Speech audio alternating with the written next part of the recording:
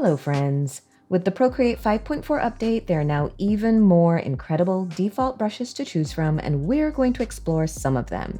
In this video, I'm going to try another watercolor brush. This time, we're testing Pacific Golden. To find this brush, open the new Procreate brush library, head to the watercolor set, and Pacific Golden is near the bottom of the list. I haven't made any changes in the brush studio. We're going to be using the brush exactly as it was installed.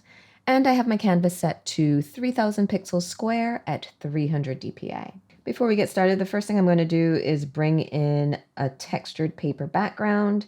I'm using the same set that I've used before, and I'll leave a link in the description for where I found the free download. Just remember that when you bring in that paper texture, you need to go to that layer and switch the blending mode to multiply, and then draw on layers below that. Okay, with that all set, let's first take a look at the brush behaviors. And I'm going to draw 3 strokes at different sizes. There's a decent range in size here, from a fairly fine line to a much wider and less defined stroke. At all 3 sizes, the strokes are quite smooth. And at the medium size, you start to see a subtle shift in values here and there.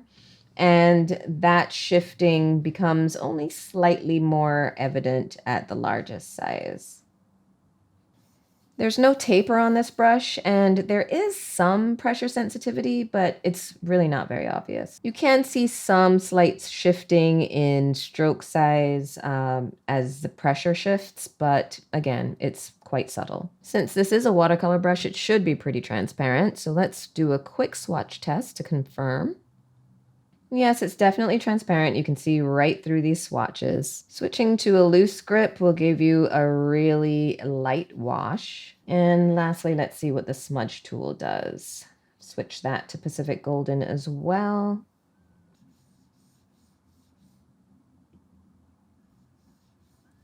Yeah, well, this creates a really beautiful, smooth, seamless blend, especially if you increase the size of the smudge tool.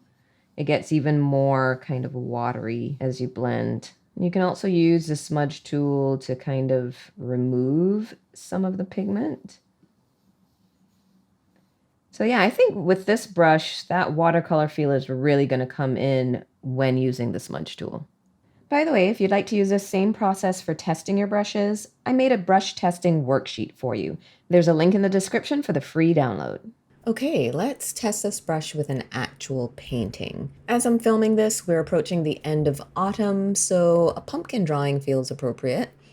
I'm using the 6B pencil from the classic brush library for the sketch. And let's see, I'll finish this off with a few leaves and branches. I think the best way for me to approach this is to start with a base layer of color, and I'll do one section of the pumpkin at a time. Then I'll add a darker color where the shadows will be. I'm not going to blend anything just yet. I'm just going to add that base color and the darker shadow color to each section. And in the areas where the highlights will be, I'll just leave white. When I reviewed the Gauge Book brush, after I finished the painting, I noted that it might have been helpful to allow the strokes on the base layer to overlap, so there would be some shifting in color and value. So that's what I'm going to do here. I'm not aiming for a nice smooth base color, so I'm not being too precious about how I paint these layers. Now I'll switch to the smudge tool version of the brush and just blend all of that together. As you can see, the direction of your strokes will affect the result of your blend. So blending towards the color will remove some of the pigment and create kind of a soft highlight. And if you blend in the other direction, it will push a soft wash of that color into the white areas. So you can just play around to see what effects you get and what works best for whichever section you're painting.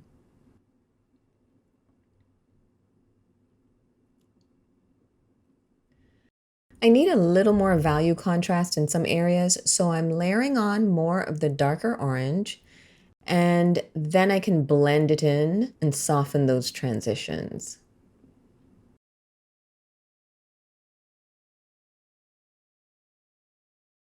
All right, I'm going to turn the sketch back on, add a new layer, and switch to green so I can paint the stem.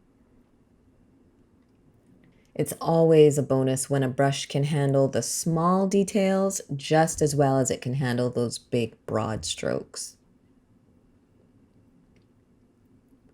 I'm using the same approach here, allowing the strokes to overlap so there's some variation in the values, adding a darker color for a bit of contrast,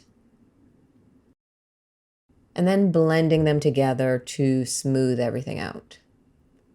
I've dropped the brush size down to about 2% to get these little twigs, and now I've gone even smaller to add some contrast in this darker color. This will just help things feel less flat. For the leaves, again, I'm following the same process. I've been using a couple of different overlapping colors for the base layer.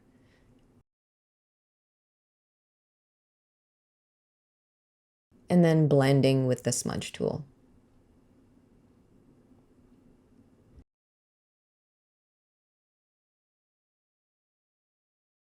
I'm going to use a small stroke and a really light touch for the veins in the leaves.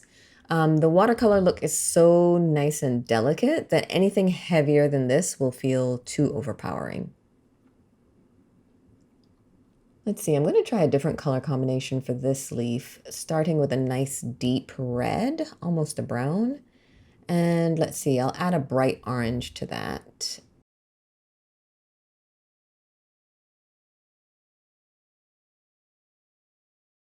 And let's see how that blends.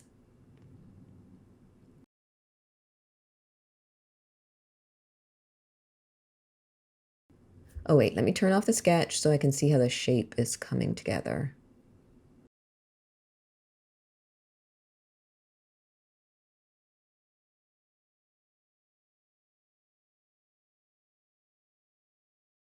I'll do the same thing here again with the really delicate lines for the veins.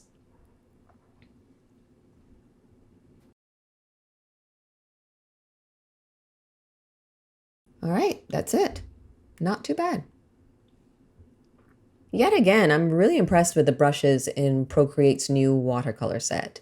This one is low opacity, so you get that nice transparency you expect from a watercolor brush. It's also very, very smooth, so you're not going to get the look of stained edges, and it's not going to replicate the look of wet on wet technique. But it does create a beautiful, soft, controlled wash, which I think creates a lovely result. Let me know what you think of this one in the comments. If you'd like to see more from this brush review series, there's a link to the playlist in the description. And if you enjoyed this video, I'd love if you'd give it a thumbs up and subscribe to my channel. Thanks for watching.